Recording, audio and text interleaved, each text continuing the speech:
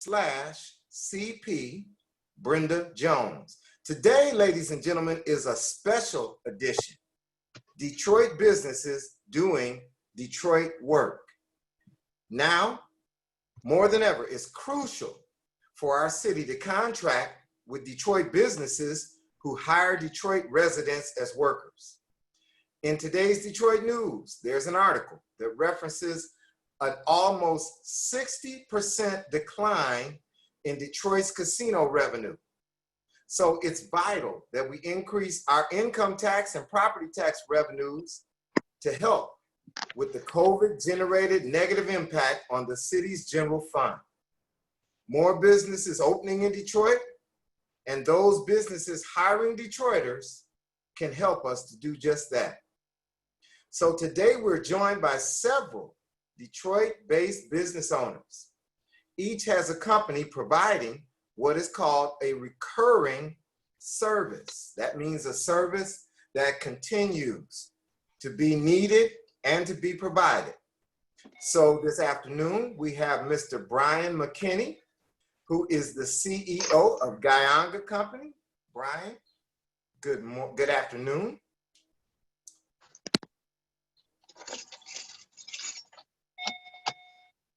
I'm looking to hear from Brian. I don't see Brian on yet, but he will be on our panel.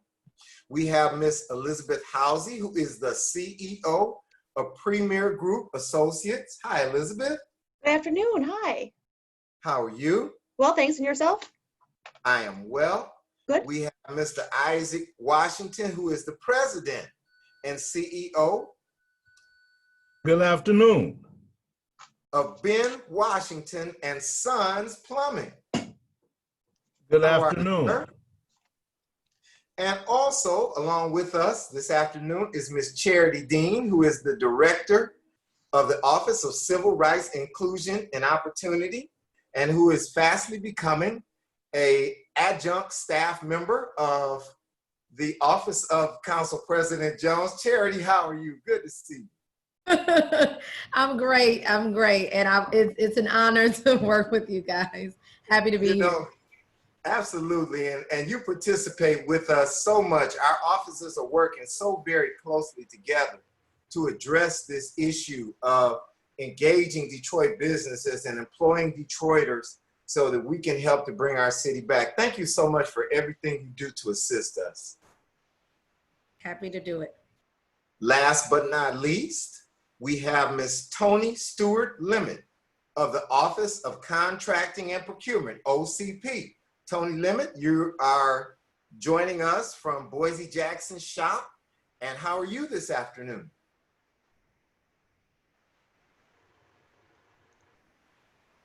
I can see Toni's beautiful image. She is unmuting herself, I believe. Toni? How are you this afternoon? Okay, Toni, we will come back to you. Hi. Hi, Toni, how are you? I'm wonderful. Thanks for having me. Thanks for being with us. So Council President Brenda Jones will be joining us very, very shortly, and she will take over the moderation of the panel.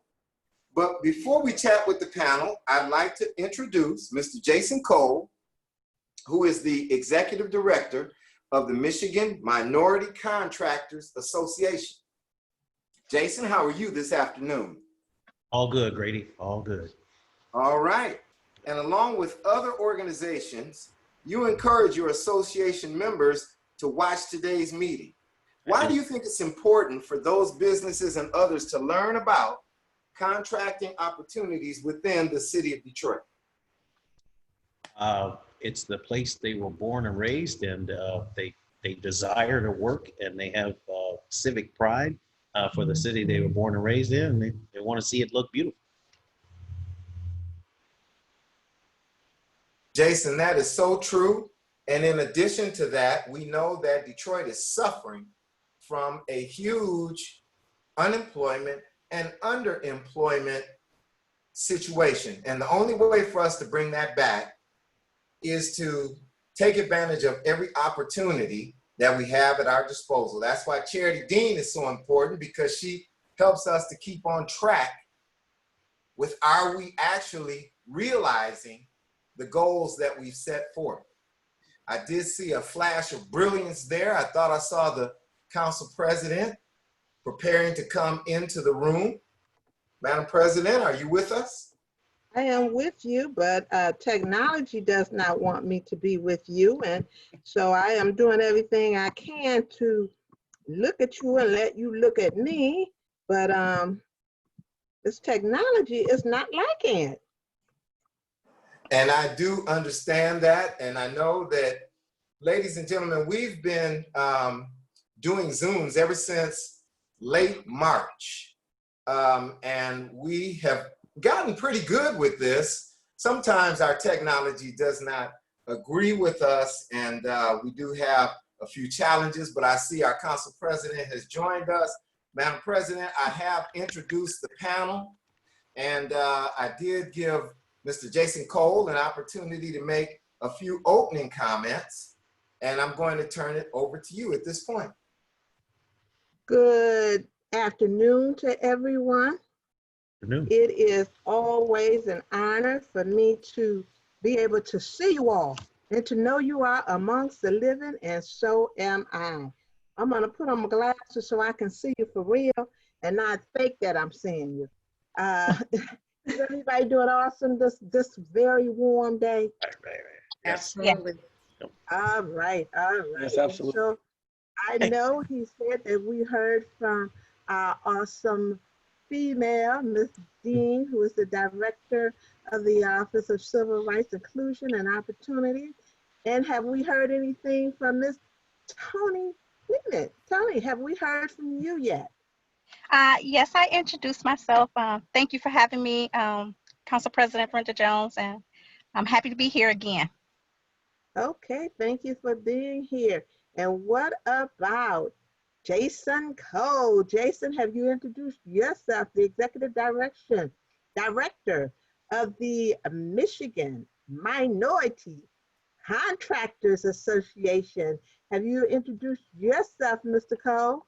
I didn't do a proper introduction. I just answered Grady's question. So I think there'll be more time for that later. Okay, well, let me start off by saying you, Mr. Cole, along with other organizations, encouraged your association members to watch today's meeting.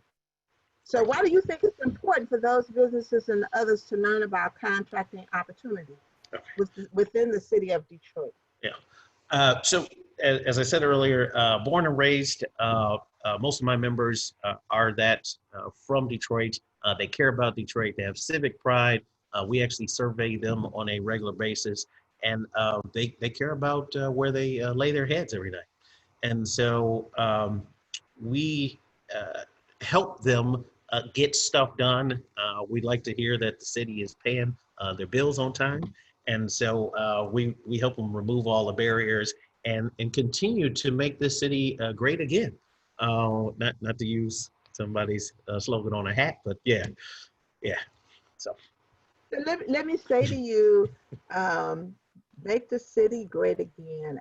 I've been here since 1967. And since I've been here, I've said the city has always been great. We've had our ups, we've had our downs, but with the people that we have in the city and the things that we endure through our ups and our downs, I can't say nothing but this city has always been great through the ups and the downs, and the awesome people we have had that have managed to survive during our ups and downs. And even if they felt they partially survived, they remained in the city. And so that's always a good thing. And so, you know, I say Detroit has never been any place. Detroit has been through some challenges, but Detroit is an awesome city. I tell people I know I will probably die in the city of Detroit because that's how much I love the city of Detroit. People move to Florida and Vegas and every place else, but you know, I might have a winter home somewhere.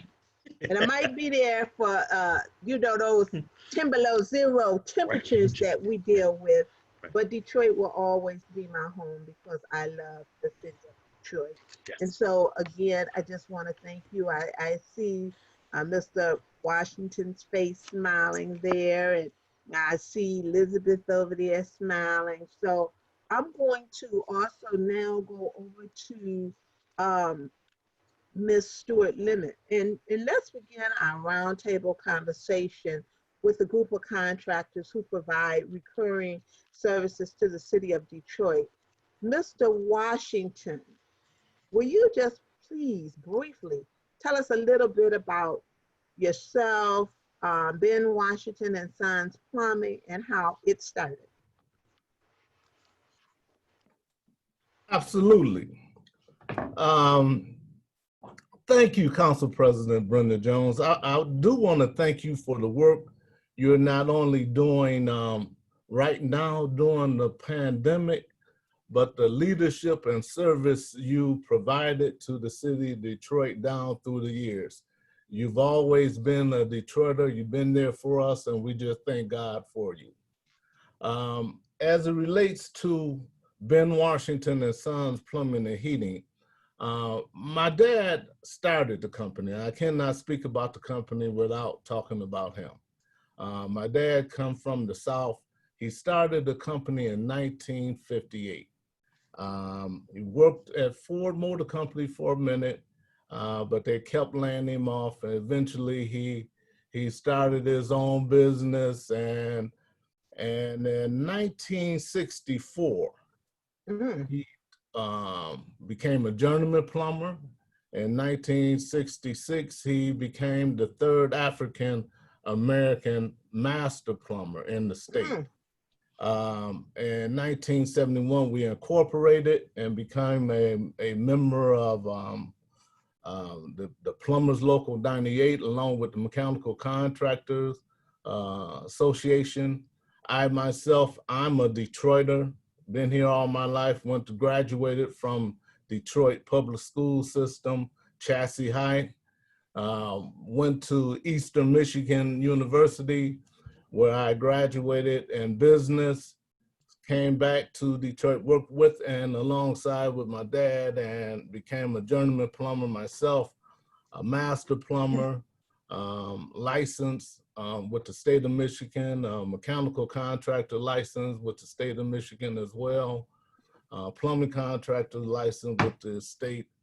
So it's been a good journey for the company, and I just thank God for my dad, and I was blessed. I think it's important to share this. I was blessed to grow up and be raised in a two-parent home, and it really made a difference in my life. And I think so many young people do not have that that benefit today, so to speak. But that's a different conversation. But I did want to share that because I think it was important. Thank you. Thank you, thank you, thank you, thank you. And I always laugh at people. I'm not gonna hold it against you that you graduated from Chassis. At least starts with the C and not Cast Tech. Everybody knows I'm a technician to my heart, and I try to not hold it against people if they didn't graduate from Cast Tech. I understand. Somebody tell me all the time, there's more schools than Cast Tech, since you only think there's Cast Tech. And I say, yeah, it is. It is one more. And that's the one my mother taught at, and that was Northwestern. And that's because I had to face Northwestern so many days because she was a teacher there. But as far as the rest of the schools, do they even exist in the city of Detroit? I'm sorry, y'all. I have a lot of friends who graduated from Cast Tech. Oh, you starting stuff, Council President. You starting stuff. It's too early. What can I say? I'm a technician to my heart. To my heart, I'm a technician, and everybody knows. And then, I have my niece all the time that's jumping on me saying, "What about Renaissance? What about Renaissance?" I go, "What about it? What about it?" So, and then I see Stacy has joined in. You know, when you get into the high school graduation thing, you get into a thing with everybody. You know, everybody think their high school was the best high school that existed, but I'm sorry, y'all. I'm sorry. I just have to tell you, Cass Tech beat out everybody in every sports and everything else. But even in the business curriculum. So That's I'm just saying. That's all I'm just saying. But and here comes Steven. So he graduated from Cass Tech too. So it's really good. It's really good to have you all and to see you all here today. And you know, it's good when sometimes you have to put a little humor in what you're doing to get you through the day. Absolutely. And yeah, especially you know, when you have things surrounding you like COVID-19 and the virus, I try to at least put a little humor into it all the time and just thanking God that we are here. So I'm gonna run around to you, Ms. Elizabeth. Can you just tell us a little about yourself? You are Premier Group Associates with it is a Detroit women-based Yes, ma'am. headquarters. And tell us about the services of Premier Group and how you got started. Oh, so goodness. So I'm a native Detroiter myself. My mom taught at Martin Luther King. So did my mother-in-law. My dad was chief of pediatrics ENT at Children's Hospital for 45 years. So we started here because we were born here. We started as a simple residential landscaping company and then grew really fast and grew really large and provided services and are providing services for Chrysler internationally, Detroit-based school system, Wayne County, and so on and so forth. So we do a total property maintenance service for all of Michigan and sometimes outside of Michigan as well. All right. Yeah. So, and of course, it's always good to see women-owned businesses. Always good to see women-owned businesses. I love the men-owned businesses, but you know, they try to say sometimes we are, that's right, go girl, that's right. They try to say we are the minorities when it comes to business owners. And I always say, you know what? We are never the minorities. We are always there with you all. We can't do everything you all can do, just like you can't do everything we can do, but we can do the business part.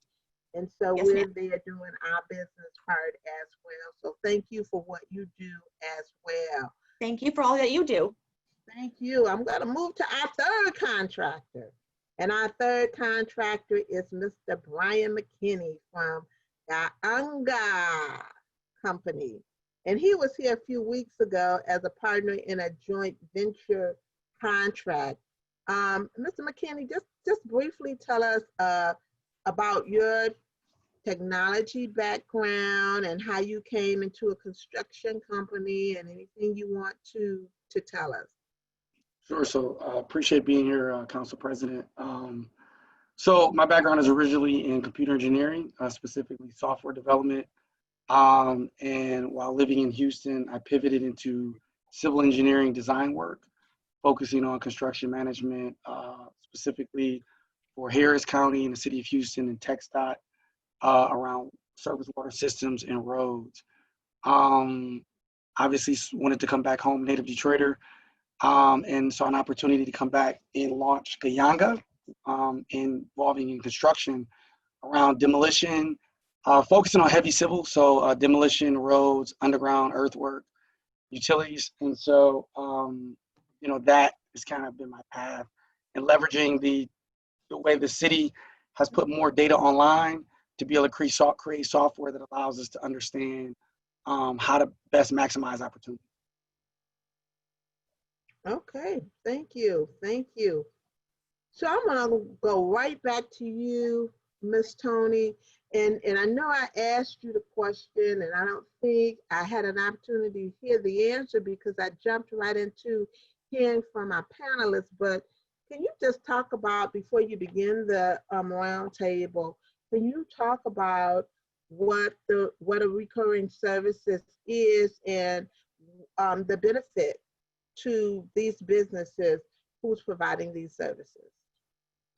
Yes, thank you, Council President. Again, thank you for having me. From the Office of Contract and Procurement, on behalf of our Chief Procurement Officer, Mr. Boise Jackson. In our office, what we do is we procure all of the different services and goods that any of the departments need for the city of Detroit. And so some of those services are reoccurring, like they need plumbing services on an ongoing basis. So when we say reoccurring, that means that it's something that we may bid out on an annual basis. So we may have plumbing opportunities, we may have electrical opportunities, there's demo opportunities that constantly come a various amount of times that the departments need them. And so what's good about that is because of those reoccurring services, we have an opportunity for the contractors to get the contract, introduce more contractors to want to learn about how to do that service, and for them to maybe even start a business and get that same opportunity again and again and again. So thank you for that. And I like that part about doing that business again, again, and again. We know we don't like businesses, don't like to have no one-time job, because that means if they got a job one time, they might be going out of business. And so we know they like to hear that again and again and again part, as well as I too like to hear the again and again and again part, and especially when we know they are Detroit-based businesses. And so I want to say thank you to all of you all again. I am going to ask Ms. Toni Stewart-Limmitt if she would ask her questions specifically related to bidding on, and I'm going to ask you a question first, and it's going to be related to bidding on and securing City of Detroit contracts. And I know you've been working with this a lot. Do you see where we're getting a lot of Detroit-based businesses coming in to bid on and to do this now more than what we would have been getting before? Yes. So before, I think a lot of our contractors didn't know, or people that wanted to do business with the City of Detroit just didn't know how they should go about doing that. And so in working with your office and Ms. Charity Dean's office, we have been doing these virtual outreaches and regular outreaches, getting it more into the community to let them know how to register to do business with the City of Detroit. Trying to make sure that we explain to them about how to become joint ventures, how to get their business up and running, where they can find the bids. We've also went so far as to now we have been posting some of our bid opportunities on Facebook so that people can have those opportunities to submit for our bid. And so with that, we have seen an increase in the number of businesses that have been bidding on our contracts. Wonderful, wonderful. I'm gonna turn the table. Like that. Okay. What we found is recently, as last week, we put out a mass bid, and I've had 13 contractors that submitted on that bid, and that was really huge compared to having the same one or two suppliers that have been bidding. So I think that by working with your office and Charity's office and doing these digital outreaches and everything, the word is starting to get out about opportunities for Detroiters here at the City of Detroit on these contracts. So it's been an increase. All right, I just wanted to get that out there, and I'm going to turn the floor over to you with the round table and let you ask some of the questions to some of our great folk that are here with us today. Okay, thank you. So I have a few questions that I'll ask each of our three panelists. And so I'll give each of you an opportunity, and I'll start with Mr. Washington. The first question is financing. The number one concern we always hear from prospective business owners is the ability to acquire capital. What are some of the tips for businesses that are looking to access capital for their business would you be able to provide them with? You have to unmute yourself, Mr. Washington.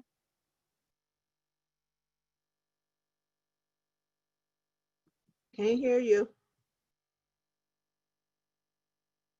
You have to unmute yourself, Mr. Washington. We can't hear you. Here we go. At least I know I'm not the only one having those problems. I think Ladies, we know it's not a lady thing. Can you hear me? Yes, we can hear you now. Okay, I think one of the first tips is, you cannot wait until you need capital to apply for capital. I think there's certain things you need to put in place coming out the gate. You want to try to get, you want to look and see who your financial partners can be. You want to interview them just like they interview you. You want to make sure that the person who you're looking at is in the business of doing business with small business. And so you wanna make sure that you can get you a letter of credit or such, and so you can be positioned so when the time comes where you will need the capital, you'll be positioned to get it. Okay. Thank you. Ms. Elizabeth, if you want to answer that same question. So I think you need a solid business plan as a whole, as a total entity. And I think you need to be involved not only in the community and the city, but you need to be involved with organizations that are going to provide their services to you and be accepting of what they can offer. And that's pretty much it. Yeah. Okay. And Brian. So I'll give a different take. I think that when you start a business from scratch, there are challenges that are different from if you are continuing on an existing business. I think particularly for African Americans, so I'm assuming I represent the majority of businesses in the city of Detroit that are being targeted, there are inherent challenges. And so the advice I would give is it's not gonna be just a business plan. It's not gonna be just going to a bank. Is you have to almost pitch. You almost have to be prepared and think from a perspective of like, why should this person lend the money? Because African-American business owners often face qualifying questions, right? I can't tell you how many times we're asked, oh, you own your equipment, or, oh, you do this. Like things that other ethnicities just don't have to ask. And so I think being able to clearly convey what is the competitive advantage in your business that protects that investment. Banks or lenders are not in the business of charity or grants, so they're gonna be focused solely on how they can make money. One of the things we've been able to market is doing work, and this is a credit to the city of Detroit under leadership of like council president, making sure clear leadership. Charities office has done a great job in really enforcing inclusion. And so when we pitch to the bank and say, hey, we have this guaranteed work from the city's paying, there's an incentive in our equalization because we're based and headquartered in the cities and we're Detroit resident business, like making the bank understand that there is a defendable business model. But I strongly suggest that, if you go in there, there are a lot of these workshops that are pushing business plans and workshops and think you're gonna walk into a bank. I think if you're an African-American business and you're headquartered in Detroit, that you're gonna have to overcome challenges that no one wants to talk about, even from banks in the city.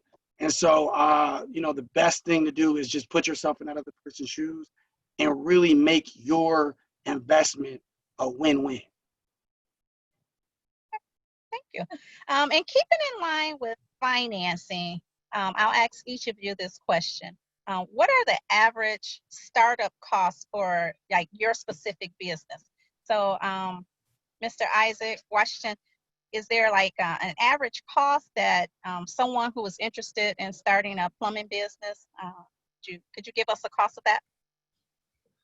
Yes, you probably want to look at, make sure you can have all your tools, a truck at least, and your tools. You're probably looking at $50,000 to $100,000 out the gate.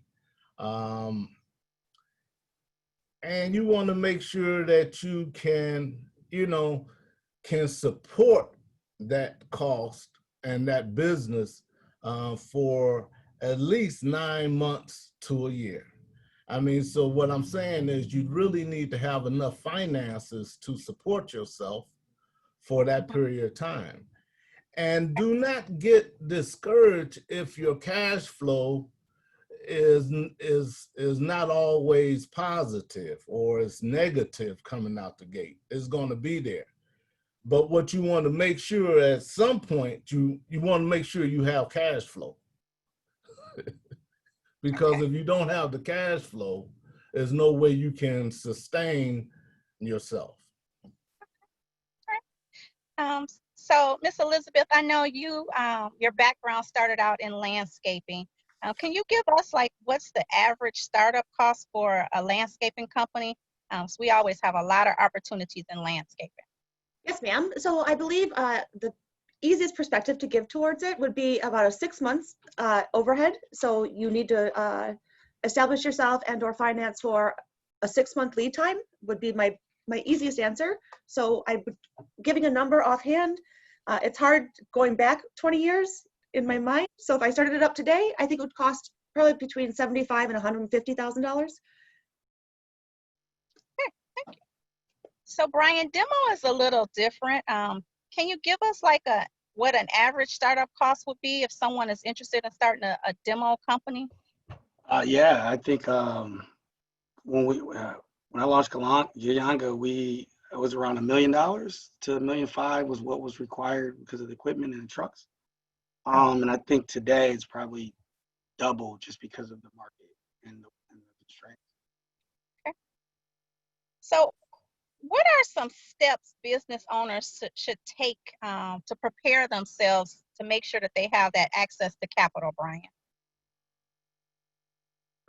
I think that enough isn't discussed about, making sure your personal finances are in order. I think some of the best entrepreneurs are people that have worked at other companies in their space, right? So you build up the domain experience. You generally probably have better savings and resources. I guess just really looking at it is just making sure your personal, oftentimes when starting a business, you're gonna have the personal guarantee. And so if you want someone to take an investment, a bet on you, then you have to make sure that your house is in order personally first. Okay. All right. And Ms. Elizabeth, are there some steps that business owners should take when they're preparing to have access for capital as well for landscaping? And I'm agreeing with Brian here. I think you need to have your personal finances in order for sure, because if you're guaranteeing yourself, you're guaranteeing your company as well. I think you have to have a good line of credit and good community involvement and good relationships with those that you're going to be borrowing from. And it's all about relationships, for sure. And Mr. Washington, do you have anything that you would like to add in your line of business to prepare access to capital? Yeah, I would like to just add, you need to be able to understand and articulate your business plan and model. You need to have a sound understanding of that in your mind. And you need to understand who's responsible, who's doing your bookkeeping, who's keeping your books, and you need to understand your financials and your taxes and your marketing and who's doing the quality control. A lender wants to know that kind of information.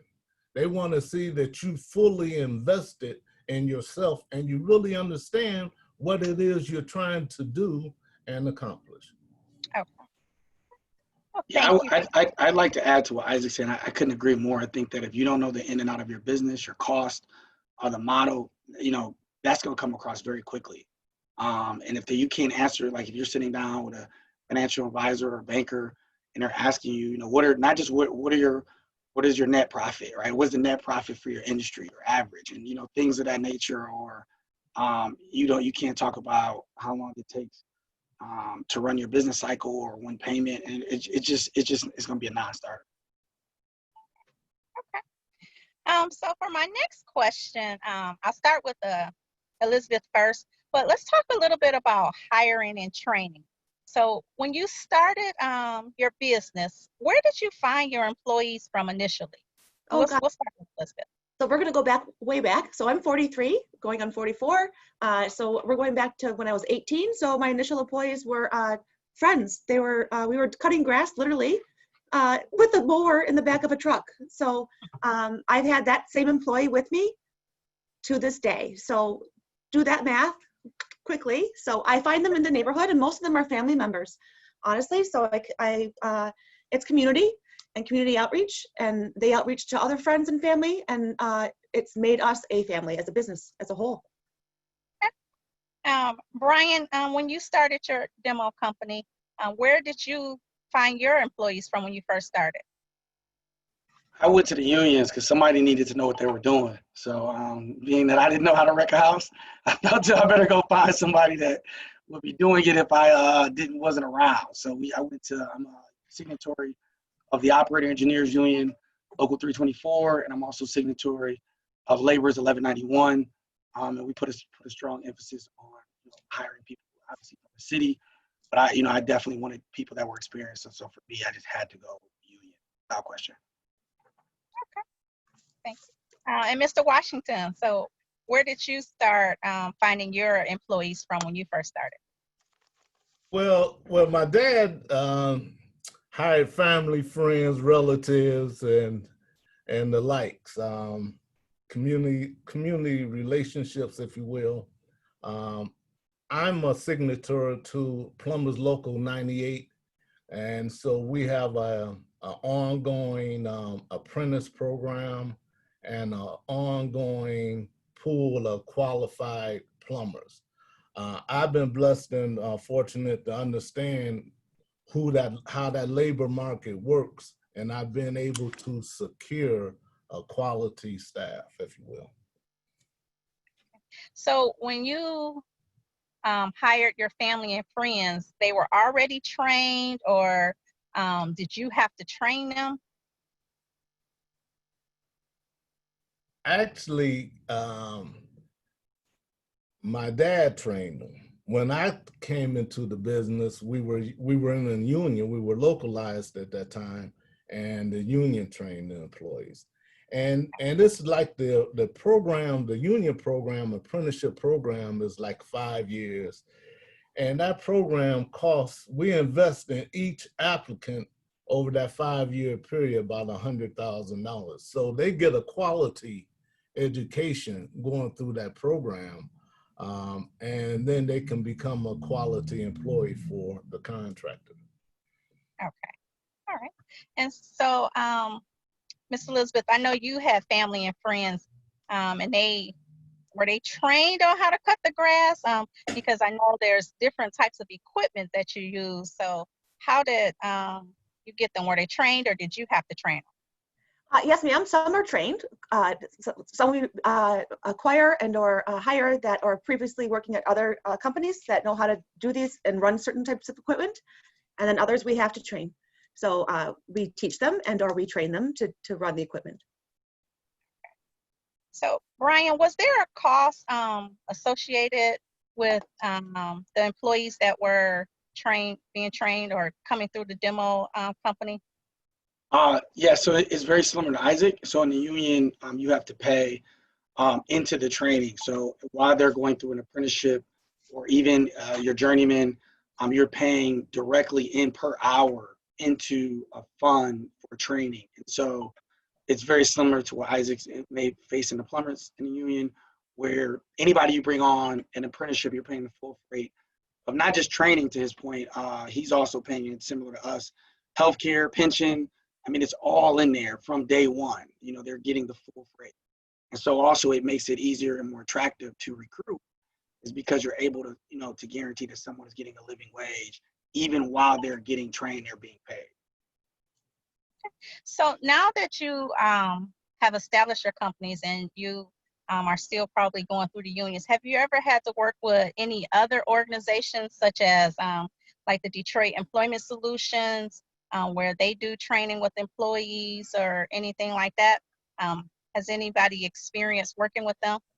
So yeah, we've worked with training schools. We've heard about the Detroit Employment Solutions. We've yet to have been able to like make it work. But we do take new people and put them into the union with the pre-apprentice program, and we work with Emerging Industries Training Institute on District 4 at the Samaritan Center, and they've done a lot of the soft skill development. Someone's never been around power tools and never been on a construction site, taking care of like their OSHA 30 safety requirements, some of the basics. When you're targeting the community that often hasn't been exposed, there are some inherent challenges that you want to get before you put them on a job site. I'm sure all of us entrepreneurs, Elizabeth, Isaac, we're all required by safety requirements. So you want to get people that at least know how to function on a site before you put them on a site. Got it. Okay. So I'd like to add that with the Office of Contract and Procurement, we do work with the Detroit Employment Solutions, and we have an agreement so that if any of our contractors are having hiring needs or any training things that they need for employees or Detroiters, you are open to work with them, and they are available to assist you. So just make sure that each of you know that. So let's move right into next question. And this is a big one. It's about equipment. So I know we talked a little bit about access to capital in order to get equipment, but I wanted to know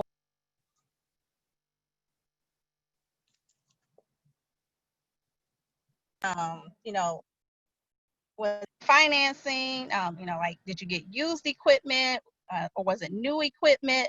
How did you navigate through that? And we'll start with Brian first this time. So initially we rented.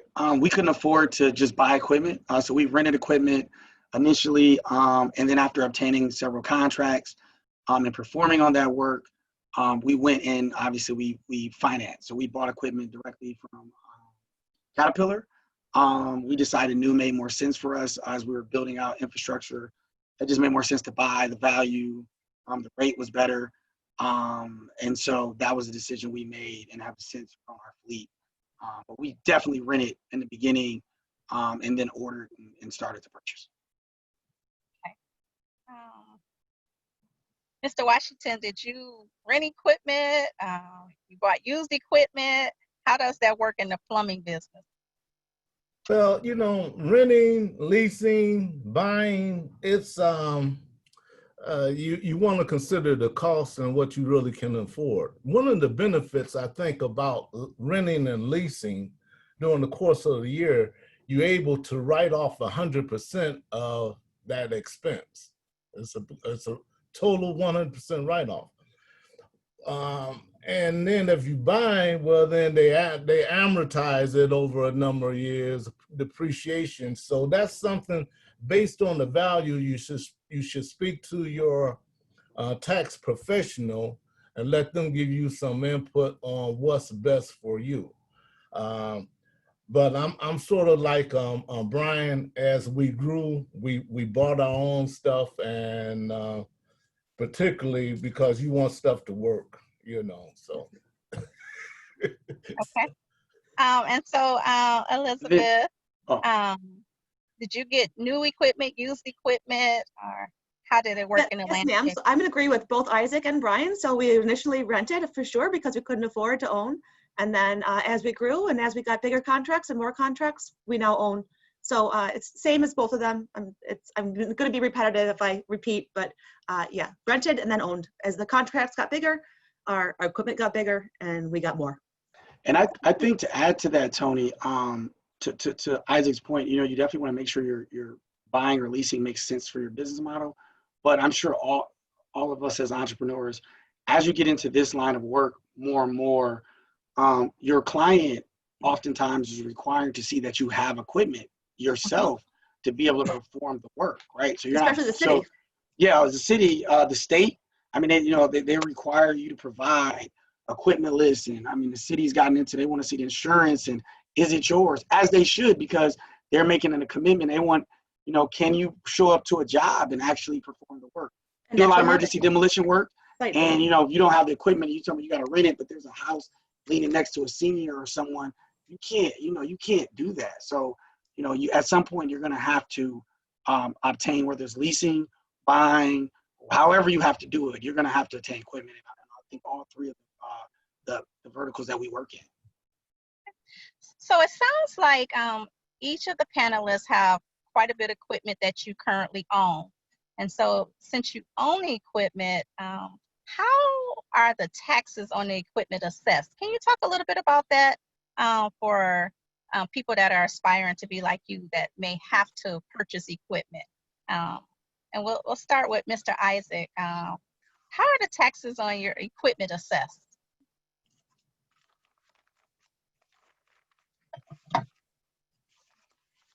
You're on mute, Mr. Washington. Yes, and I think I touched on that a little bit in my first response. You know, when you lease, rent, your expenses are 100% write-off on your taxes, and then when you get into buying, it's depreciated. So again, you really need to go to your tax professional, I think, and get their input on what's best for you. And what they'll be looking at your projected sales, your projected income, and give you a recommendation on what works best for you. So Brian, does that seem to be the same for you as far as the taxes being assessed on the equipment that you have? Absolutely. And then it again to Isaac, who's making great points. I mean, the decision and the tax implication also will play into the overall life use of a piece of equipment. I think all three of our spaces have generally long-lasting life of the equipment, and so all that factors into the decisions you make. For us, you buy an excavator new, it has at least 20 years if it's properly maintained. You pay it off in 5. with a really great rates. So it just depends on where you are. And ultimately, you're going to put that into, if you're properly bidding, you're going to put that into the cost to replace that anyway. All right. So our next topic is about the process of bidding. Each of you have won contracts. So let's talk about how you were able to successfully bid on a contract. So we'll start with Elizabeth. I know you have started out as a small landscaping company, and so you grew, and now you're doing renovations at parks and different things now. How are you successfully able to do that? Can you give someone that's looking to be like you and your company some tips on that? So initially, it started off with me doing the bids a long time ago, and now I'm fortunate enough to have a team that does the bidding for me, that can easily and look at the numbers and assess them, and so that's how my bidding process is done now. To be something like me, where we are bidding multiple jobs, it takes a team. Period. It takes more than one person. So yeah. It takes a good team. So Brian, do you want to talk about how you were successfully able to bid on demo contracts? Like what was the process for you? So we spent a year just watching. So from 2016 to 2017, we didn't bid. We just studied bids. And then again, having a background in software, we built a tool that aggregated the bids to be able to have some historical data on where they would fall. And then we countered that with where we could do the bids and the cost that we could realize, some savings. And we were fortunate that, the numbers held up. But I think Elizabeth makes a great point.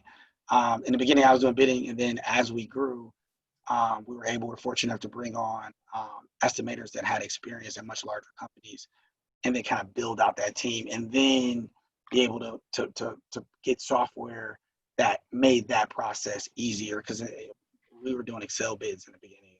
It just was difficult and tedious. So we couldn't afford the software that we needed, so we had to work with what we could. And then once we got to a point, we were able to do stuff that cut the bids in half and make sure we didn't. So Brian, When you say you sat back and you watched for a year, how did you watch? Did you can you tell us what that process Yeah, was? so doing municipal work, everything's public. All of our bids are public. You know, and so we watched the bids that when they went in, who was bidding what. You know, then everything, you know, again, to the city's credit, to our council president and the leadership, I mean, everything's available. So we went with notifications, we watched demos, we tracked cost. You know, it didn't hurt that we hired people that had worked at the larger companies and say, what did you do there? Like, what worked? What didn't you like? What didn't work? But we watched for an entire year as the city was procuring demos. We just watched, physically watched demos happen, bids be opened, what prices. And that also helped us determine, you know, knowing your marketplace, which Isaac brought up about knowing your numbers. So like we knew when companies had recently won a large amount of work and maybe they aren't as aggressive in the next round of bidding, and just making sure it isn't the numbers in like this vacuum, it's definitely in the marketplace. And so your number could be your number, but adjusting to see what's going on in the marketplace is a tip that I would give. And not just looking at it linear and understanding there's got to be some context to that actual number. Okay. So Mr. Isaac, what process did you take in order for you to become a successful bidder?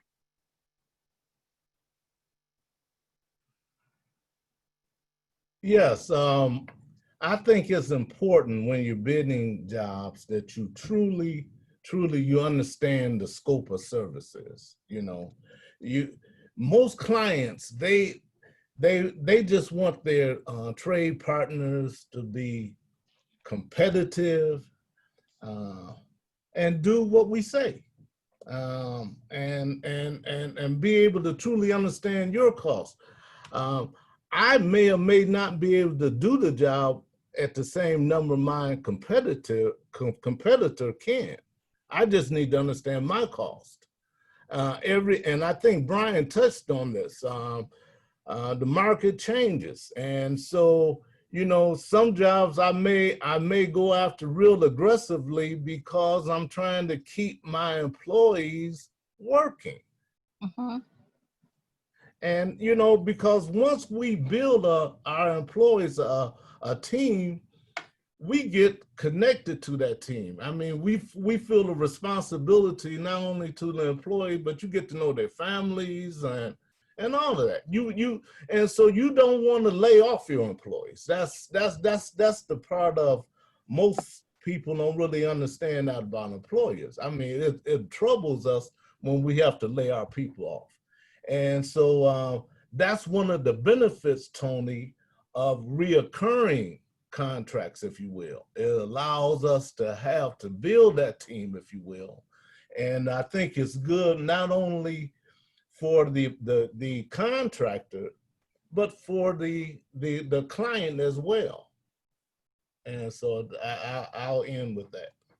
I just want to say, Toni, Isaac is spot on. Like it not only is it good for the client, but it also impacts the cost. So when you don't have to retrain, you don't have to try to find people, you don't have to pay the acquisition cost to bring on new people. There's continuity in the work, there's quality, people get used to a process. And I'm sure just from Elizabeth sharing, you know, starting from scratch and building this, I mean, we all love at the end of the day, our companies only are as good as our people. And so, you know, you never want to have an impact to your team when you can avoid it. It's never a good day to have to tell someone that, you know, because of work being cyclical or lack of opportunity. And so you will adjust your costs. And knowing your costs also is, I know Isaac being union is similar to us, he'll never be the cheapest because he's got to pay costs that a lot of companies don't. So there's going to be a lot of work. He's going to see the bidders and just know he's not, like same way as us. Like if you're union, there is a cost that you will not be able to go under. You just got to know the market and play in the space you can. So Brian, what type of tips would you give to someone who this is their first time bidding on a City of Detroit contract or something? Is there like some helpful tips that you can give them? Pray. No, not just I know Council President was gonna look up when I said that. No, I just would say, thoroughly understand the scope of service. Know what the city is requiring you to do. The last thing you want to do is to not be in compliance. This is public work. I akin it to being in a professional sports league where you're always, you are as a public contractor for a high profile market like the city of Detroit. You need to understand what you are getting yourself into and the responsibility that actually comes with you're working for the citizens. And so they have every right to understand what it is that you're doing. And so make sure you are prepared. Don't just say, I think I can do this for this price and I'm gonna bid it, because once you bid it and Toni and them sent out that, you got to get that bond. You are on the hook for that work. And nobody, council president and the rest of them don't want to hear that you did not perform it. And so you better be ready to do that work.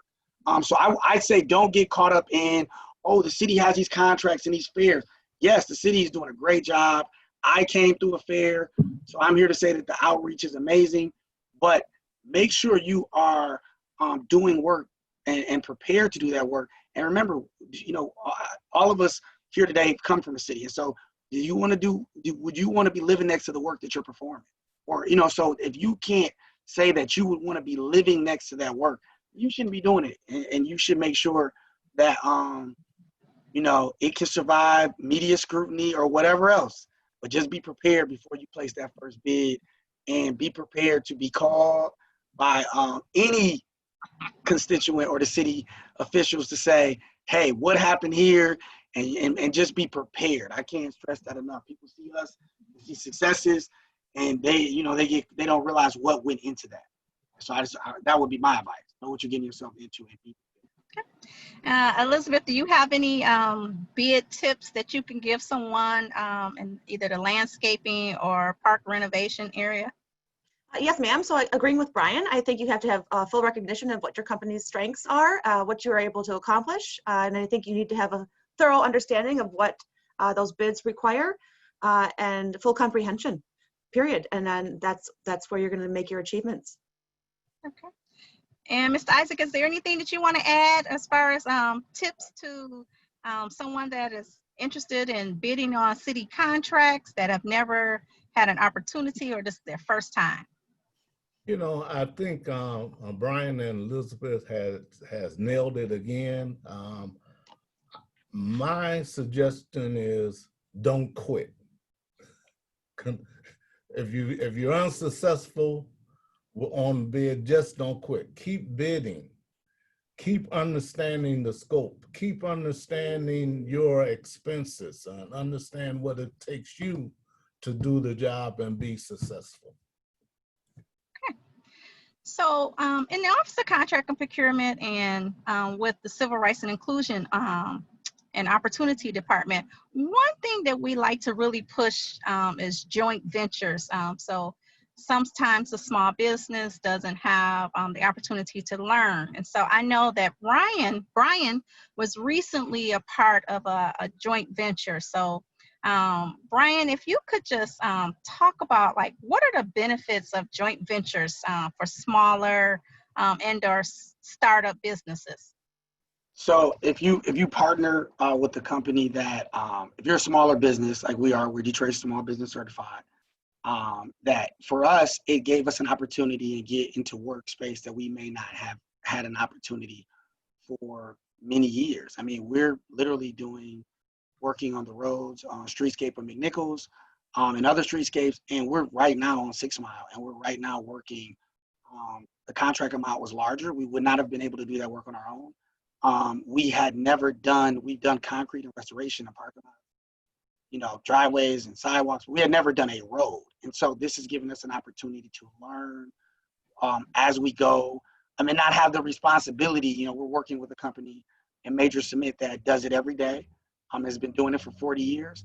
And so it's given us an opportunity to train ourselves, even myself included, to what this work looks like. But you got to be very careful with joint ventures. This, for us, we have been approached many times before as, council president has made it a focus to be inclusive.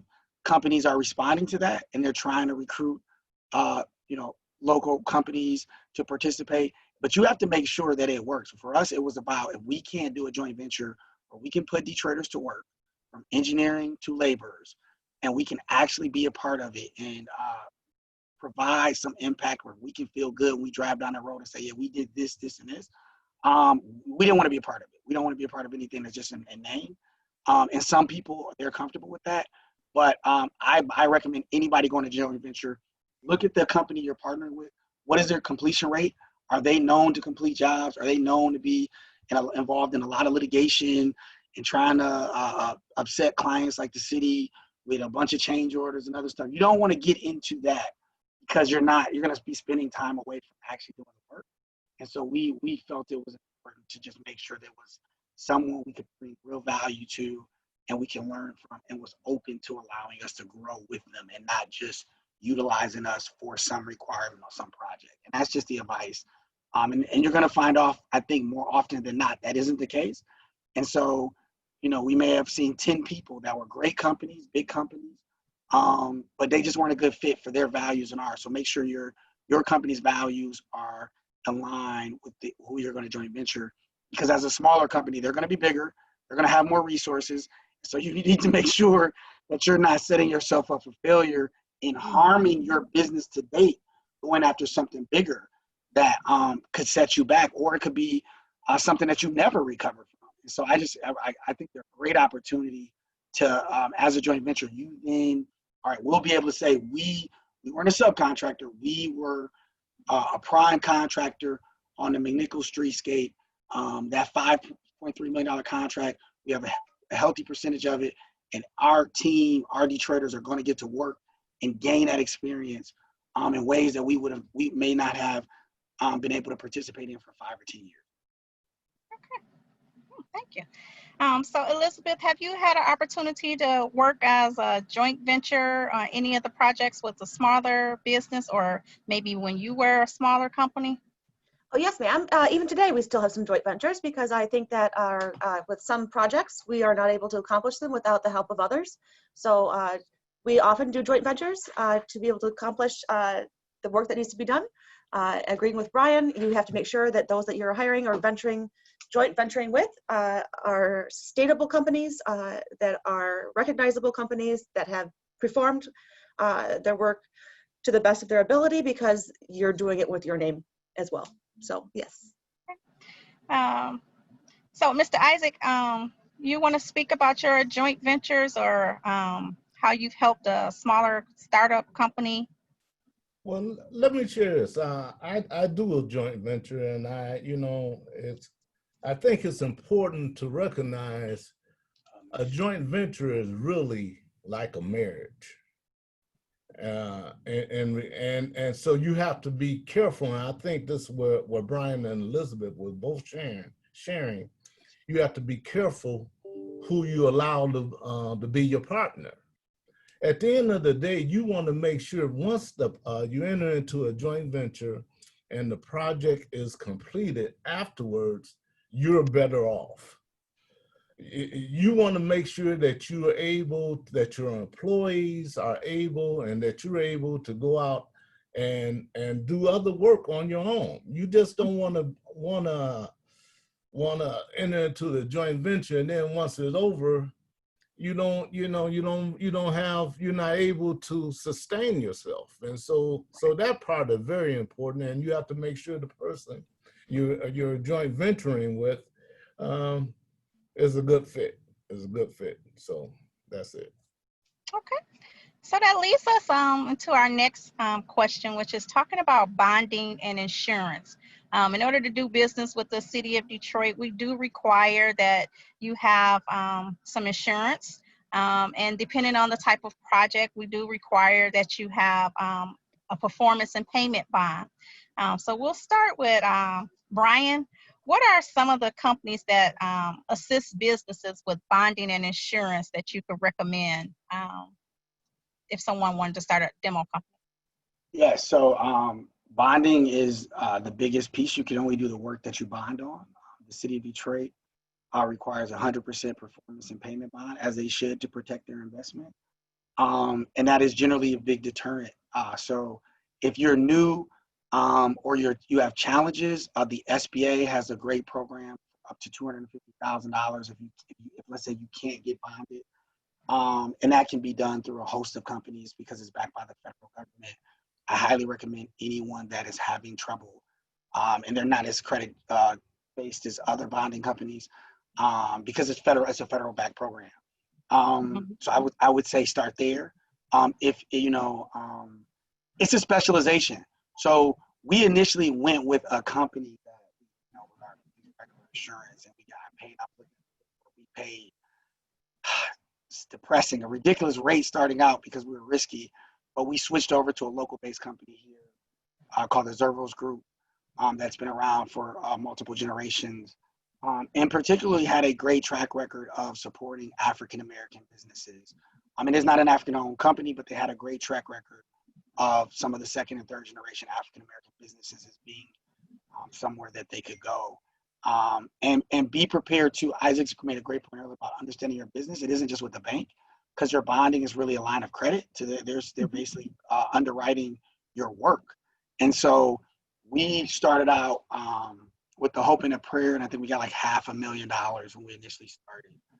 Was only the bond of the size of the initial contract. And then as we completed work, we were able to grow our bonding, and we've been able to grow over 20 million in bonding in less than 3 years. And so, but we were able to explain how we're growing our work and what our needs were.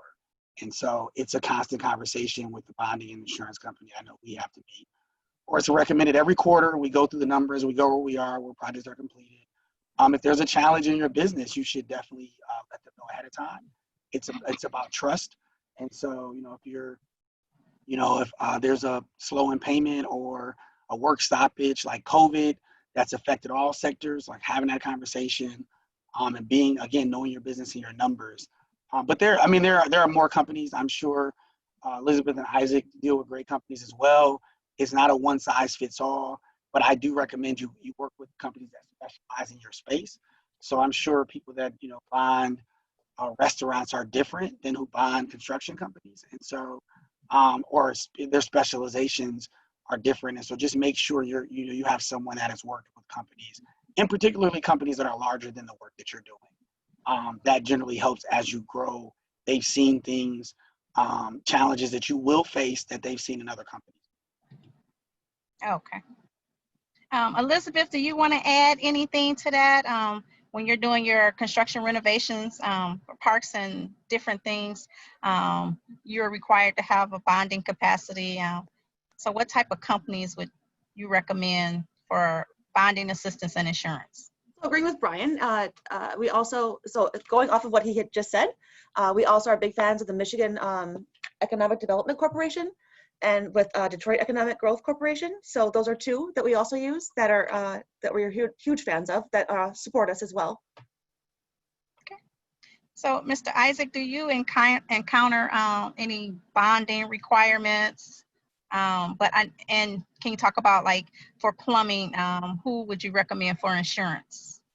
Well, like my bonding company is Zervis Group as well, Brian, and we've been with Zervis for a number of years. But it's interesting, and I share this because I think it's important.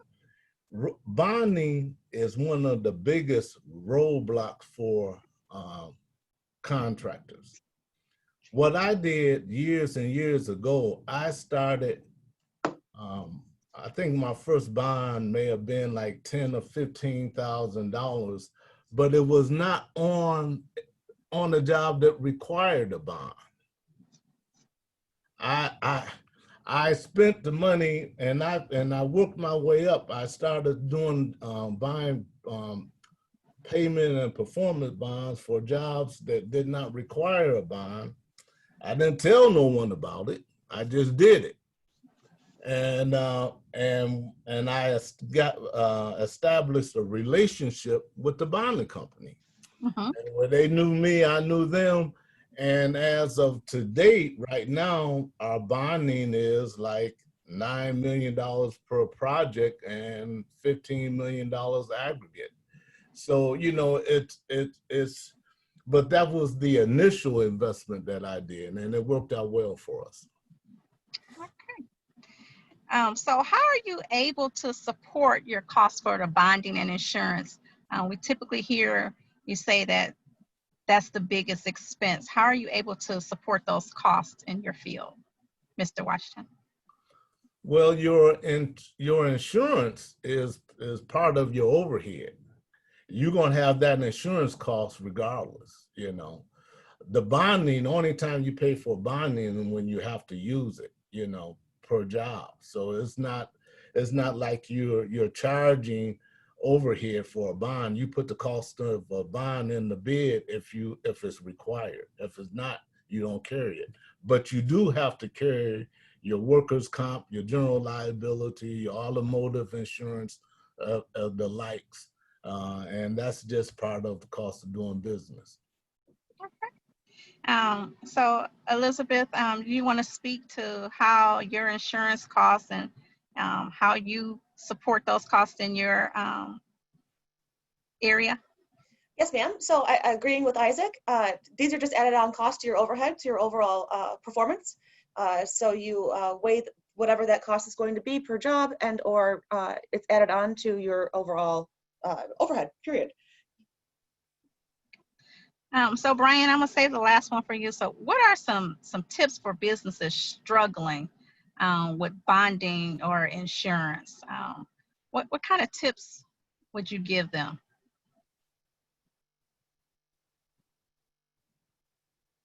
Brian, you there? Hello? I'm sorry. I couldn't. I said, I think Isaac dropped a jewel. I wish I had him as a mentor.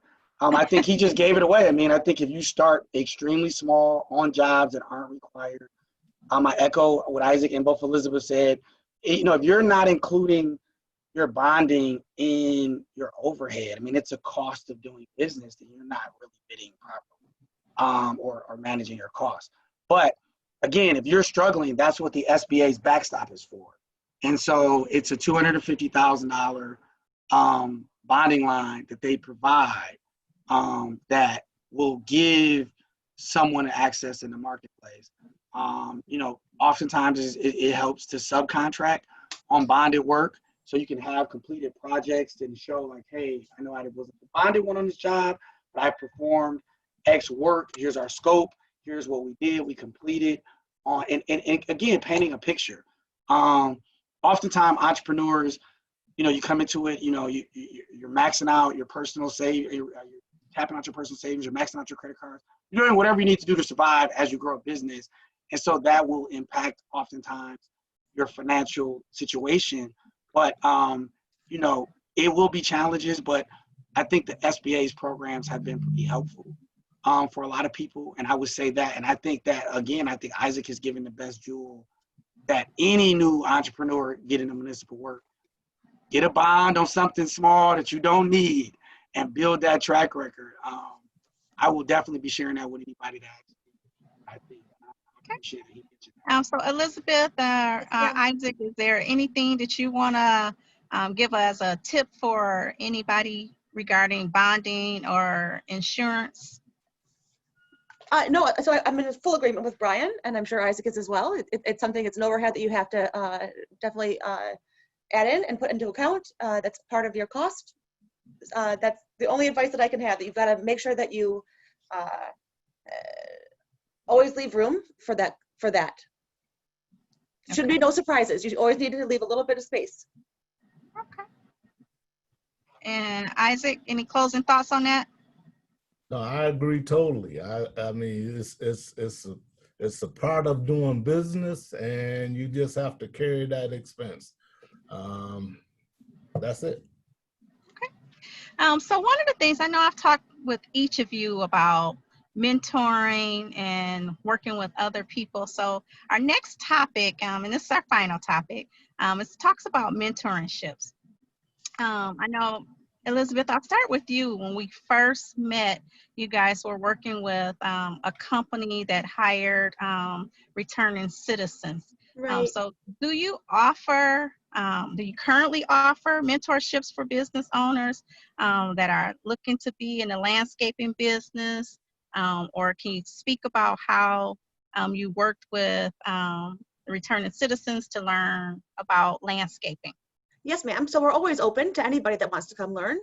We are always offering mentorships. We still currently and will always work with Back to Society. We take great pride in that. Mentoring people to achieve what they need to achieve, especially in today's climate, which is so hard to navigate.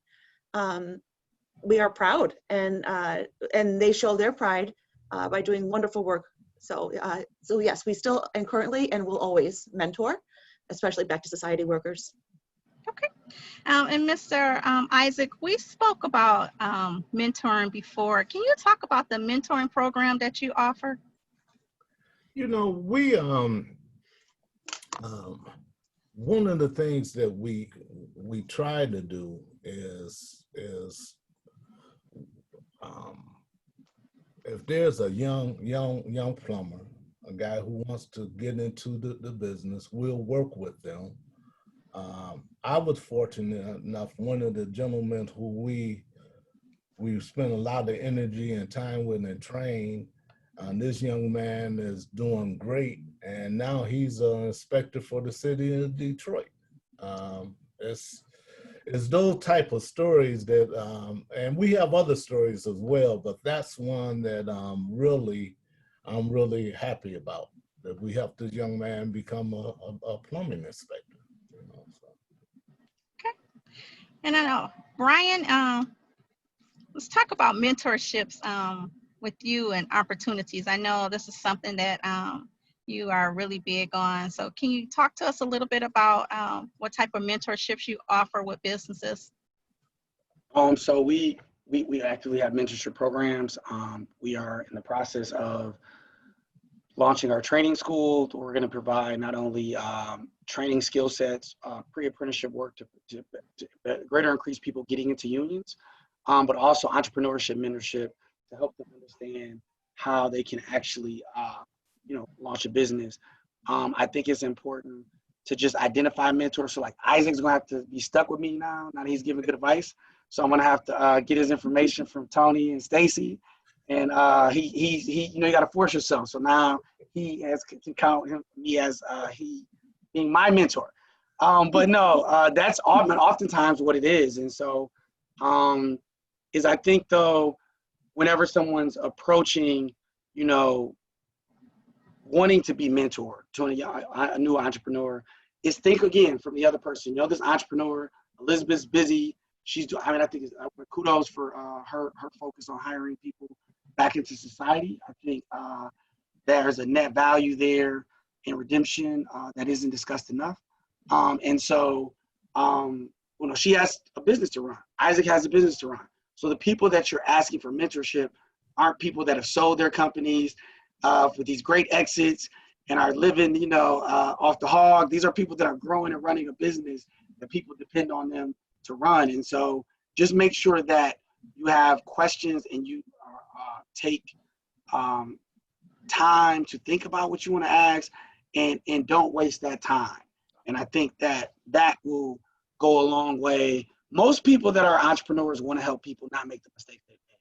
I think all of our lessons, all three of us in mentorship, derive from like something we wish somebody would have been able to tell us. And so that's just what Okay. So Brian, are you currently hiring?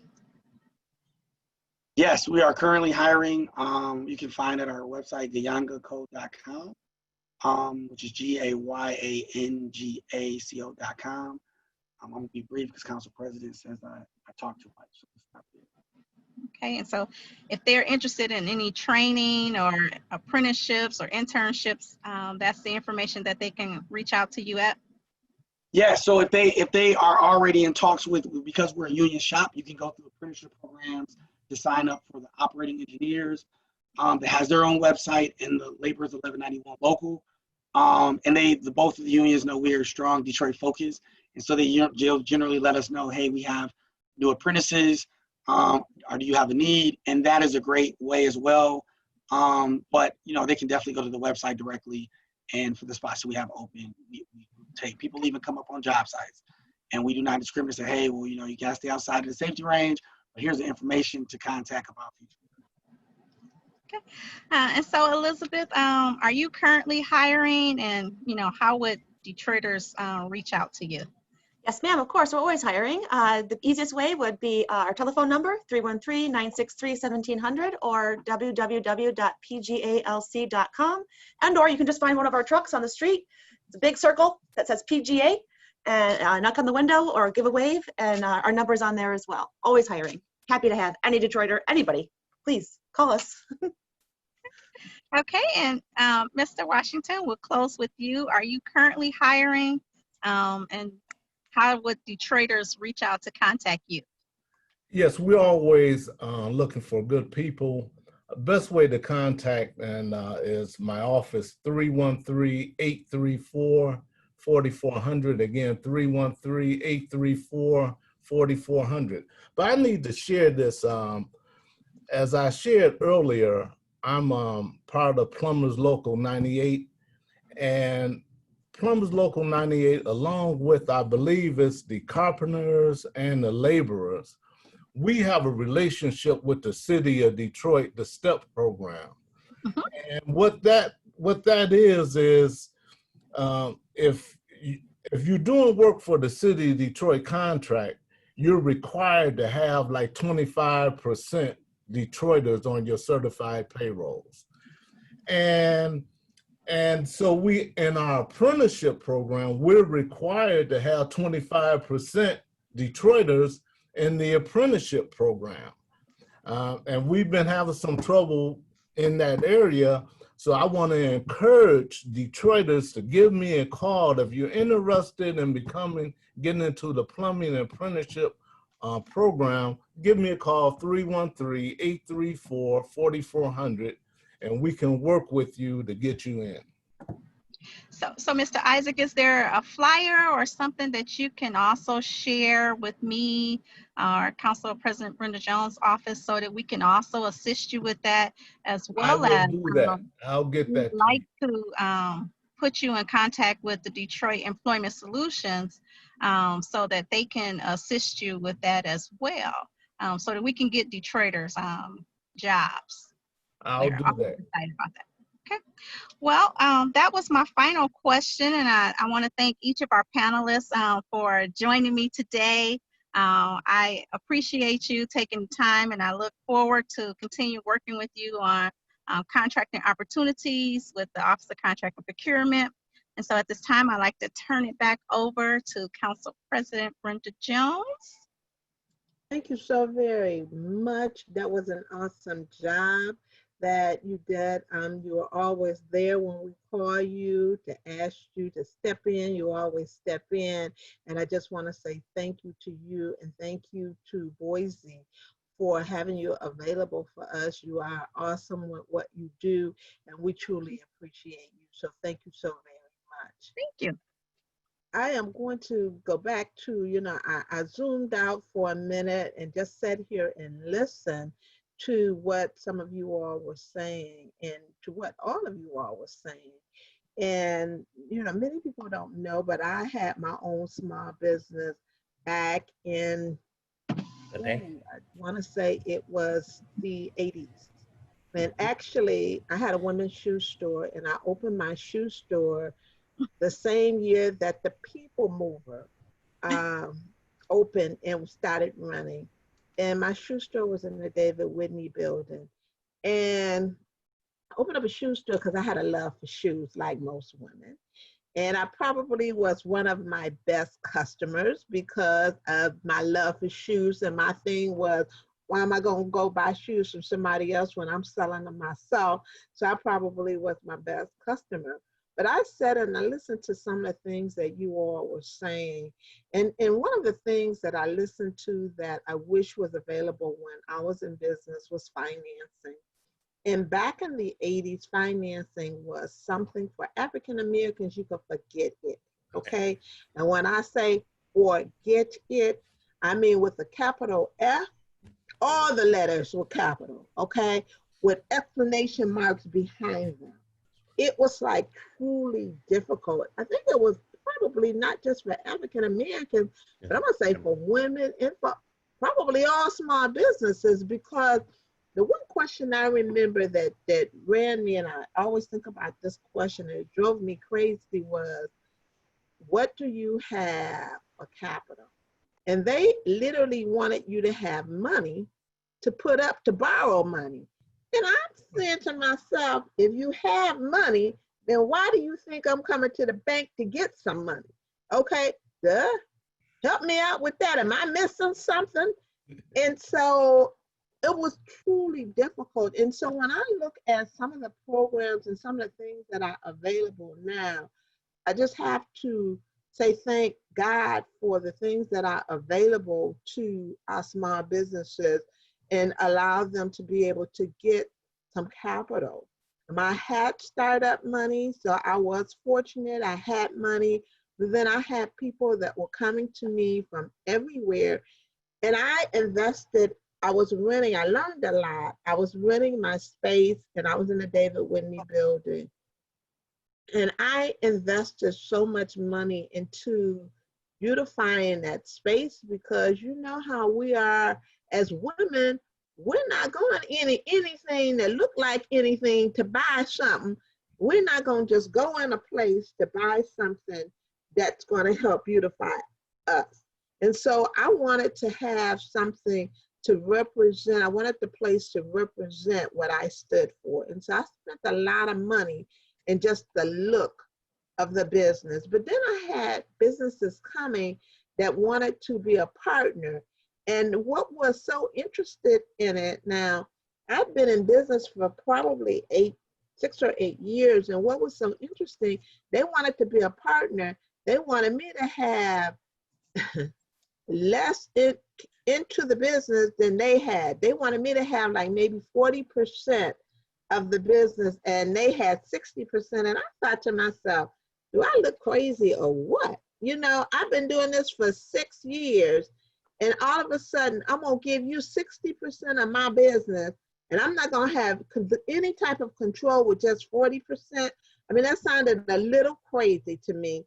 And so I would never do a joint venture. But now when you look at joint ventures and you look at things that you can do now, you look at the availability of being able to get capital, and just sitting back, reminiscing about some of the things that happened when I was in business.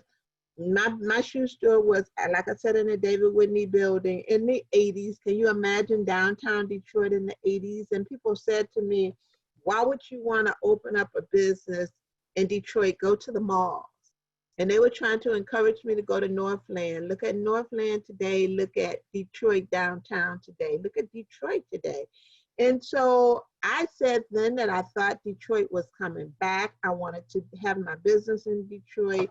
The David Whitney building started going down. I moved my business out of the David Whitney building to another location right off of Washington Boulevard in Clifford. And I was up under an apartment building. The apartment owner went out of town, went to Florida for the winter, left their heat turned off, and the pipes busted. And I thank God for insurance, because my insurance paid me off completely for everything that got damaged, which was almost everything in the store. And so I was just sitting back thinking about everything you all were saying, thinking about hiring employees, thinking about it all as you all was talking about it.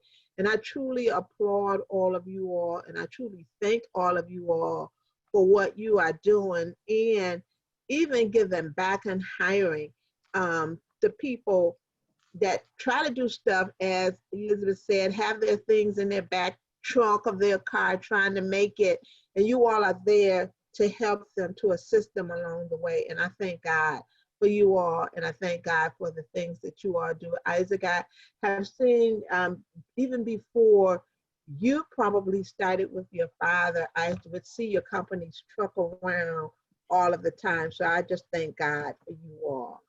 I am going to move on to Miss Dean, Miss Charity Dean, and she. Council President, Director Yeah. Dean had to leave. She had a meeting and she wasn't able to stay, but Ms. Stewart-Limmitt should be able to answer the questions that you have regarding the business opportunity credits. Okay, so they like to put you on the spot and they like to do it to you, Miss. But you know what? That they say these days you have to be a jack of all trades. You got to be able to know how to do it all, because you never know when you're going to be called on to do whatever. And so again, I thank you all. And I think Miss Charity Dean hung in with us for a long time, and it's just so much happening around the city of Detroit. So what you just talk about, Ms. Stewart-Limmitt, the business opportunity credit. So yes, through the Office of Civil Rights and Inclusion and Business Opportunity, they cover our certifications. And in the certifications, you can become a Detroit-based business, Detroit headquartered business. You can get your joint venture certification. You can become a small business certification, Detroit resident certification. And so all of those different certifications that they offer will allow you to have some equalization credits. And the equalization credit is basically like extra points that you get when you submit a bid to the Office of Contracting and Procurement. So in order to get that kind of like a leg up on your competitor, if you have those certifications that you get through we call it the Civil Rights and Inclusion and Opportunity Office, you must have those certifications in order to get that credit. Okay, thank you. I had a question to you gentlemen. Are you headquartered businesses? And to you, Miss Elizabeth, are you Detroit based? Are you Detroit headquartered? All the above, ma'am. I'm sorry? All of the above, Detroit based and Detroit headquartered. Okay. Yes, ma'am. Yeah. All right. Elizabeth, you have Detroit resident certification too as well, correct? Yes, ma'am. Yes. Mr. Washington? We're blessed to be completely certified with the city in all areas. Okay. And what about you, Brian? Yes, ma'am. We are certified as well in all of Detroit headquarter-based resident small business. Every certification that's offered. So you are okay. Wonderful, wonderful. I do thumbs up to you all as well. I do thumbs up to you all. It's this now too. Well. It's the elbow bump.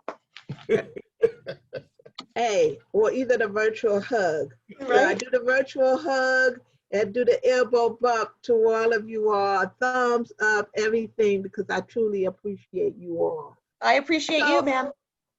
Thank you. And let me ask you, Ms. Stewart-Limmitt, how important is it that we actively encourage and recruit Detroiters to start recurring services with their businesses?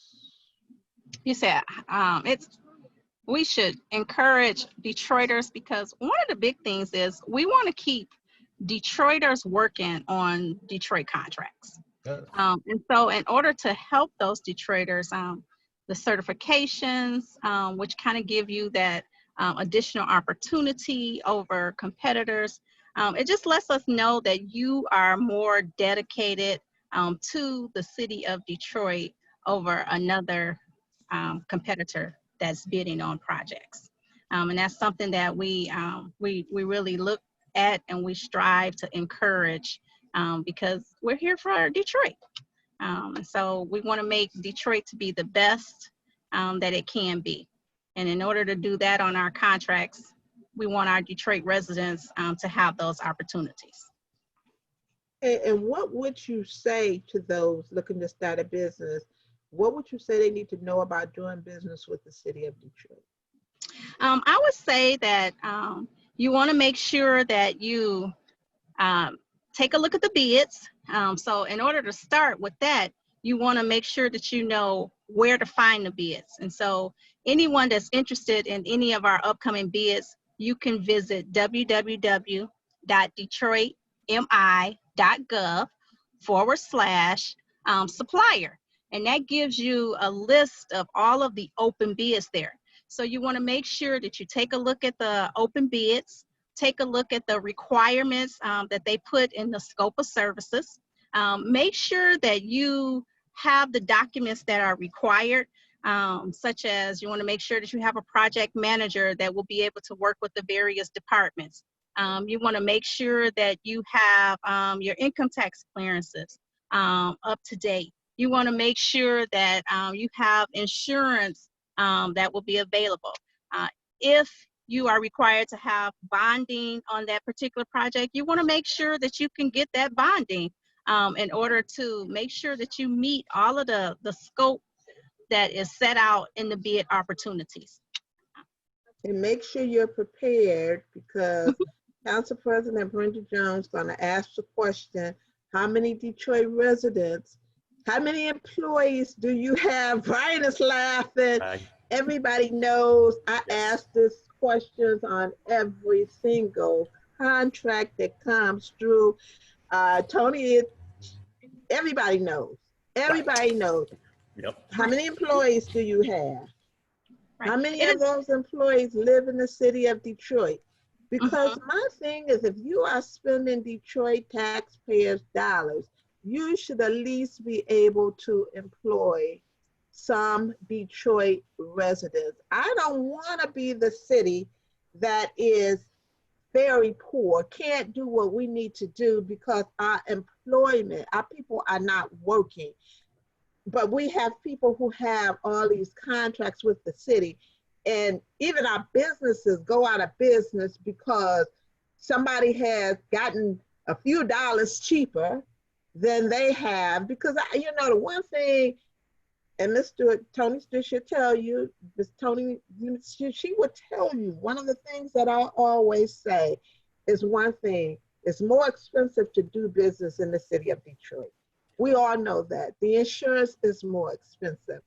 It's just more expensive. And so if somebody is able to outbid you by just a few dollars, I tell them, take that into consideration. Take how much it costs doing business in the city of Detroit into consideration, and weigh it out with the businesses that are going to hire Detroit residents, that's going to give Detroit residents an opportunity. Because I want to keep those businesses in business, and for them to be able to do business with the city of Detroit and to hire Detroit residents, help keep them in having their business in the city of Detroit, helps keep them in business. So I say thank you to all of you all for everything that you do. I truly appreciate you all. It's something that I ought to work with my boxing gloves on, ready to fight for my small businesses, because I truly believe that you all deserve the best in the best municipality if you chose to do business here. So thank you all for what you do. I do see some questions and I see some hands up, and then I'm going to come back and allow you all to do your closing remarks, but I do want to at least see what questions we have. If you are on the line and you have a question, if you press *9, that will raise your hand, and we'll give you an opportunity to ask the question of whom you would like to ask the question of. And I do see a hand raised. So could my staff help me with the hands that are raised, please? Yes, Council President. We do have one hand that is raised, and that's Miss Alicia Moss. And she just has to unmute herself. Miss Moss? You are unmuted. Hello, can you hear me? Yes, I can. Hello, how are you? I am great, Council President. Thank you for putting the call together, and Toni and the panel, thank you very much. I just had a quick question about just clarifying and getting a better understanding of how the equalization credits are calculated. There's an explanation on the equalization credit statement. And, you know, I'm sometimes, you know, my brain doesn't function at the level that it should. And I'm not quite clear on what I qualify for. And since I'm bidding multiple contracts right now with the city, I really want to understand what the certifications are doing for me as far as equalization goes. And so, you know, maybe this is an offline question. Who do I contact? Is that a CRIO question or is that an OCP question? As I'm certified as a Detroit headquartered business, a Detroit resident business, a Detroit micro business, a Detroit woman-owned business, a Detroit minority business, all of them, you know, except for joint venture. So it's a little unclear as to which ones aren't duplicated versus what is incremental credits, just so I understand where I'm sitting when I'm bidding these jobs. Okay. So, Toni, are you still here with us? yes, I'm here. Thank you. Can you answer that for her, please? Yes. Hi, Alicia. How are you? I'm good. Thank you, Toni. Okay. Thank you for your question. So on your certification, you should see yours is based in small business, and on that paper that you actually see in all of the bids, it should give you the points of it. So the only ones that you don't get credit for is the MBE and WBE. We don't give credits for those, but for all of the ones that you are certified for, you will get the number of points for that. So if it's up to 4% on one, you'll receive all the total of those credits when you're submitting your bid. If you want, I can walk you through one from a bid that maybe you've done in the past or something like that. I can give you a full example on how your credits amounted based on your bid.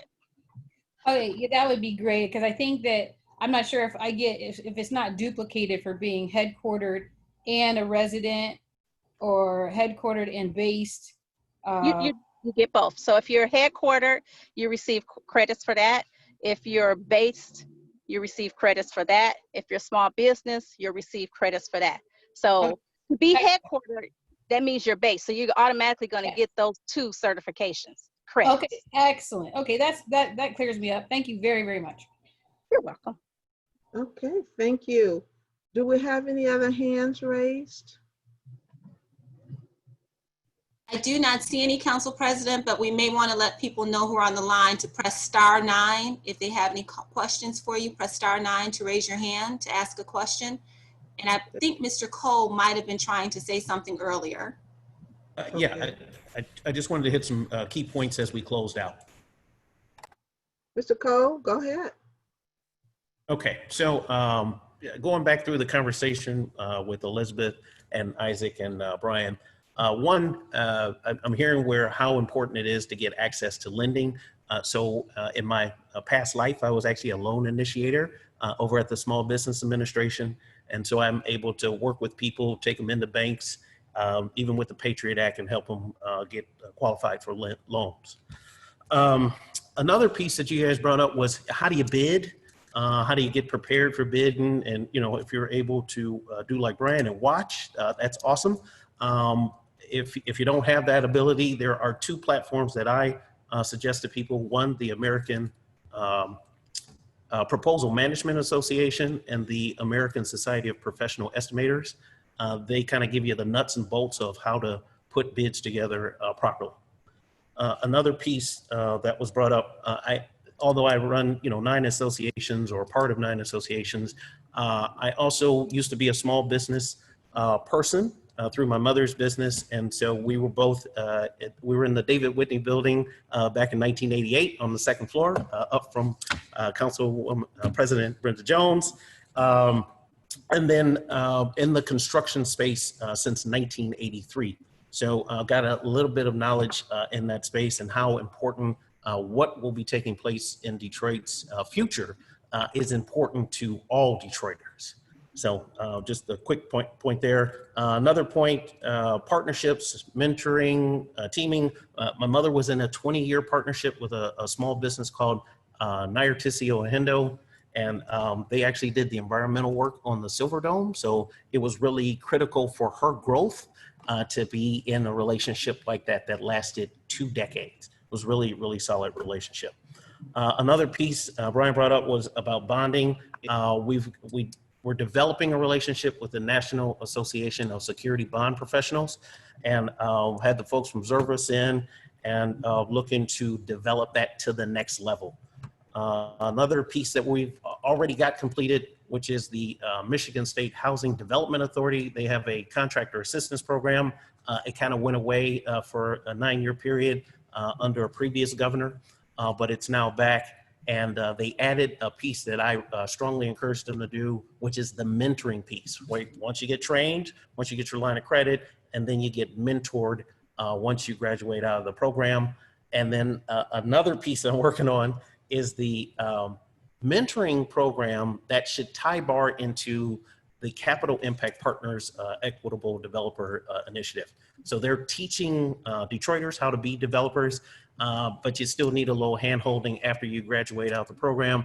So that's something I've been working on now for about 2 years, and looking forward to hopefully announcing the launch of it within the next 3 to 4 months. So I just got to find some money to get that done.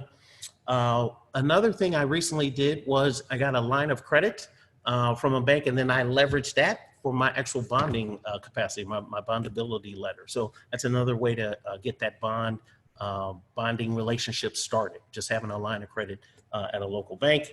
And then the last piece is we're working with several platforms to train not only veterans, opportunity youth, and returning citizens, because that is the future of Detroit, and we need as many opportunities as we can get. So with that, I'll close. Oh, that was a lot of good information you gave us, Jason. We appreciate everything you do. I also chair, of course, I chair the Skilled Trades Task Force, but then I also chair the Military and Veterans Task Force as well. And the military and veterans are always looking for companies that look at giving them some type of military and veterans credit. So thank you, Jason, for that information. And I think, you know, also often we don't share information the way we should share information. We hold on to knowledge. They say knowledge and education can be dangerous. And it's dangerous because if you share it with people, people take it and they use it.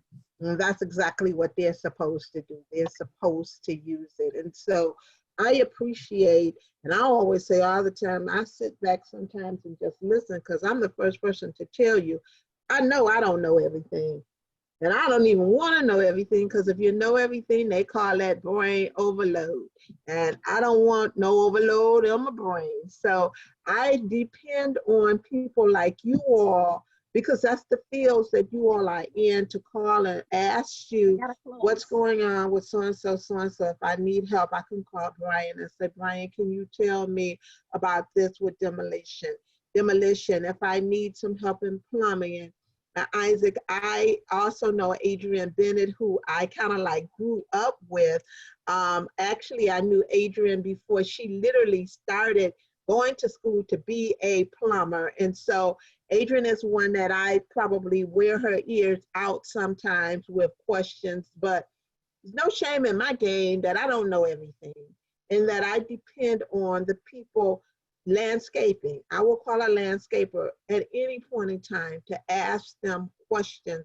When I don't know, I call and I ask somebody who I know knows, who's in that field. And so I might give Adrian a break sometimes and call upon you, Isaac, because I know you got the same answers, because both of you are awesome plumbers. So thank you so very much for what you do as well. Thank you. Thank you. Do we have any other callers that have any questions? No, anyone Madam. else have their hand raised? No, Madam President, I don't see any other hands raised. Do we have any questions or any comments from Facebook? No, ma'am, we do not have any on Facebook. Okay, then what we're going to do, and we've had a nice 2 hours here, and this is normally a little longer than we are here.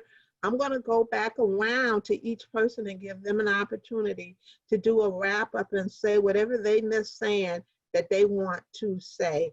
As we remember, are live on Facebook, and we also have callers here that are listening, and we always have people who tune back into our Facebook, even if they missed the meeting, then they always come back. So whatever it is you want to say to our listeners, to our watchers, please take this opportunity to do so. And I'm going to do that ladies first thing. So I'm going to start off with you, Miss Elizabeth. No, I'm going to start off with you, Miss Toni Stewart-Limmitt, for whatever you have to say, and then I'm going to go to you so you can prepare to know that I'm coming to you next, Miss Elizabeth. Miss Toni.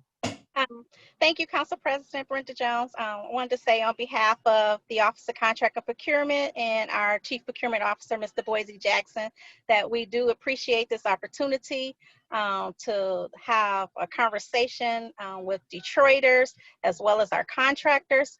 We have heard through our outreaches with you some of the concerns from the businesses about bonding. So I'm happy to say that we are working on those things and different initiatives. So you can look forward to us lowering our bonding. That should be coming out shortly. But I did want to say that we are listening to your concerns and we hear you. And we are making sure that we are giving more Detroiters opportunities by making sure we put our information on Facebook, making sure that we work with different organizations in order to promote the bid opportunities that are out there. And in closing, I would like to say that if anyone is interested in doing business with the city of Detroit, you can always reach out to me. My email address is limit, LIMMITTL @detroitmi.gov. My phone number, easily accessible. It is 313-378-8362. You can contact me anytime. Or you can visit our website at www.detroitmi.gov/supplier. And you can learn how to register to do business with the city of Detroit. You can also see our open bids. You can get set up for the various opportunities there. And we're just excited that you give us this opportunity to reach out to the Detroiters. And I thank you so very much. Thank you so very much. Ms. Elizabeth. Oh, thank you. So thank you, Madam President, Councilwoman Jones. I appreciate you giving me this opportunity today. I truly appreciate each and every one of you, Isaac, Brian, Toni, and Stacy, if you're still there. Thank you, and I hope everybody stays safe and that our businesses keep on going strong. And go Detroit. And hopefully go Lions soon, eh? Come on, give us some sports. All right, thank you, thank you. Thank Mr. you. Brian. I just want to say in close that I hope everyone that's listening takes advantage of this. I can't tell you how excited I am to participate, but just knowing that Council President, her office, Office of Contracting and Procurement, with Toni, under the direction of Boise Jackson, has done a lot to make this stuff happen. And these resources are real. And there is a commitment from the city to increase opportunity. And that only happens if we take that opportunity. So that's it. Thank you. Mr. Washington. Yes, again, I'd like to thank the leadership, Council President Brenda Jones, Toni, and just the whole city, the whole attitude, the way that they are reaching out to Detroiters. They're trying to make sure that we have opportunity to participate and be successful. We thank you for it. Continue to do the great work, and we'll be there to support you any way we can. Bless you. Thank you. Did Mr. Cole leave us? I don't see him, so It looks like he may have, Council President. Yeah, I think he has left us. I'm sorry. I'm sorry, Ms. Clayton. I was just saying that, yes, I do believe Mr. Cole has left. Okay. So let me say that I want to thank you all for being panelists, CEOs for our businesses, our Detroit businesses, our contractors. I truly appreciate you all. You all have been great panelists. You have been extremely patient, being here with me for 2 hours this nice weather day. I thank you. I appreciate you. I appreciate all the listeners who are here with us today. I appreciate Ms. Toni. She's always marvelous. She's always spectacular, and I thank her, and again, her boss. I also thank Charity Dean, who had to leave, but she stayed with us for quite some time, trying to hold on and wait her turn. But I thank her, and I thank her for all of the work that she does as well. And last but not least, I truly thank my team, Team Jones. I always say to everyone, I have the best team. I don't care what anybody says. I'm able to say that. I have the floor. So if you think your team is the best, wait until you get the floor and you can say that. But right now I got the floor and I know my team is the best. I have an awesome team who work around the clock. They're texting me sometimes at 2, 3, and even Stephen 4 a.m. in the morning. So my team is awesome. They are jack of all trades. They do whatever it takes to get the job done. And I thank them for all of the work that they do and all of the time.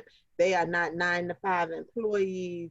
They are not 8-hour employees. They work however many hours it takes to get the job done. And I want to say thank you to Team Jones. I don't ask them, they just take it upon themselves to do whatever is necessary to make us successful and to make this city successful. So they truly enjoy what they do. I have to tell them, you have vacation days, take your vacation days, take your time off. They just truly enjoy what they do. And I'm thankful to have them on my team. And I am again thankful for you all for doing business in the city of Detroit. Again, I want to thank everyone for joining us. It is a nice day outside. If you're not out watching us, you could have been out doing other things and you chose to spend your time with us today.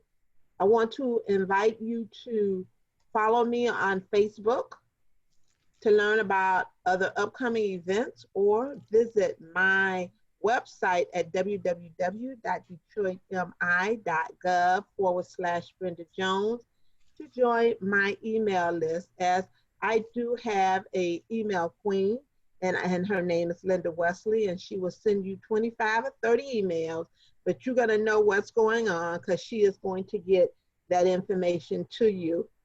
We would like to invite you to join us again at 9 a.m. on Friday morning for coffee, tea, water, whatever you drink, your favorite beverage, and conversation.